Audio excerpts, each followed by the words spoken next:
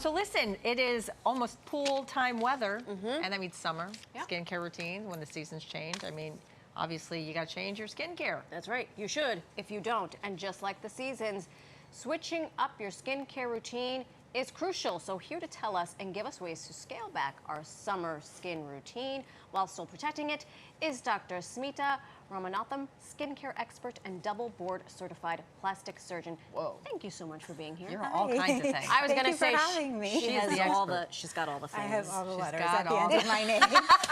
Exactly. All the letters. All the letters. Okay, so we know we should change up our skincare routine. Yes.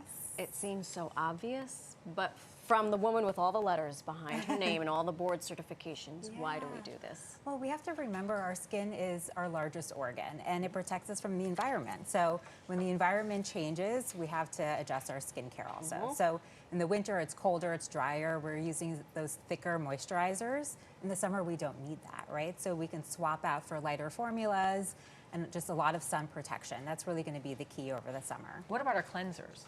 Same thing with the cleansers. Lighter Really? is better. Yeah. So, you know, in the winter, sometimes we use the cream or oil-based cleansers. Okay. Swap them out for foaming cleansers or gel cleansers that will deep clean your skin because we're outside a lot, right? We're at the beach, we're at the pool, we're sweating. So you really want to get that oil, debris, and dirt off of our faces. Okay, so still use that exfoliant. Still, yes, exfoliants are important, but less is more here, right? Okay. A few times a week. We don't need to overdo it like we do over the winter. Sure. But getting those dead skin cells off of the surface of our skin just makes our skin glow. Speaking of exfoliants, so I grew up with that peach, the apricot thing that you could buy Oh at my gosh, that's CVS, so So right? did I, yes. And it was like taking off every layer of skin. Not all exfoliants are created equally because there are some exfoliants that are liquid. Right. So Can you those break that down for us, Yeah, please? absolutely. So those are our chemical exfoliants. So those are our alpha, beta hydroxy acids. Lactic, glycolic, salicylic is great for acne-prone skin. But those are going to be a little bit more gentler on the skin, and they control oil production and also exfoliant. But then you also have your mechanical and physical. But it doesn't need to be coarse. We don't want to damage our skin. So look for the fine crystals, the fine beads. My personal favorite is the combination. So the acids in a pad form. So you're getting a little bit of the scrubbing action, but you have the acids in there. And how do we switch that up from winter to summer? In the summer, we're doing it maybe a little less frequently. Okay. You know, we have to be gentle on our skin. It's sort of taking a beating from being outside a lot.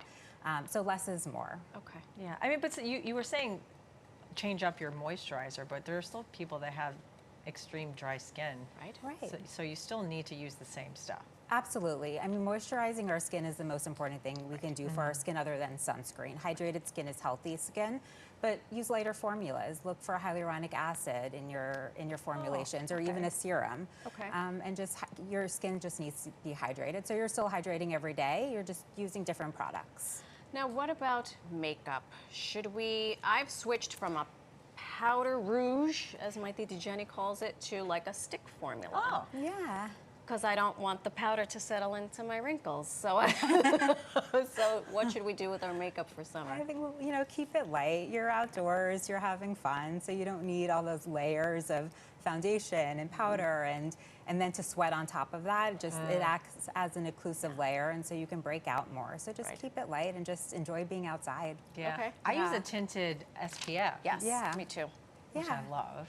Because it still gives you a little bit of coverage, but Right. protects you at the same time. Yeah, absolutely. It's a great way. In your point, Hazel, about our moisturizers, is it enough to just use SPF, your sunblock, and then forego moisturizer because it's the summer and yeah, that's a maybe good we point. don't need so many layers? Or Yeah, you can, you know, and this is where you check in with your skin every day. You know, if your skin is feeling dry, then add that extra moisturizer, but you never want to skip a sunscreen. And a sunscreen should always be an add-on. So it should never be something incorporated into your makeup or your moisturizer. You always want that as a second step.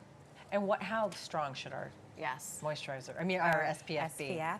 So we want at least an SPF of 30. So Okay. that will block about 96.7% of the UV radiation. Okay. And you want it to be broad spectrum. So that's the most important thing. Broad spectrum covers against UVB rays and UVA rays. Oh. And most often, if it's just a generic sunscreen, it just covers against B rays. So you do want that broad spectrum. Broad spectrum. Yes. Good to So know. many things we got to think about. Makes I me excited to know. wash my face tonight. Exactly. Thank you so much, Dr. Smita. It was Thanks. lovely meeting you. Thank And you you can for follow having her me. on Instagram at the Dr. Smita.